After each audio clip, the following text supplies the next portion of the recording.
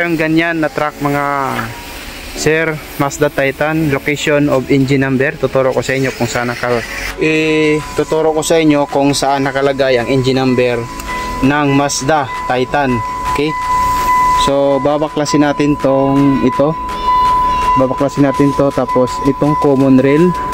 Ito common rail niya sa ilalim, tapos itong mga bracket. Itong mga bracket babaklasin natin, tapos yung tubigan niya. Mamaya papakita natin pag nabaklas na. Okay? So ayan na, nabaklas na natin. Yan, binaklas natin yan. Makikita natin yung engine yan dito sa loob. Dito sa loob na yun. Diyan, ito mismong taas nito.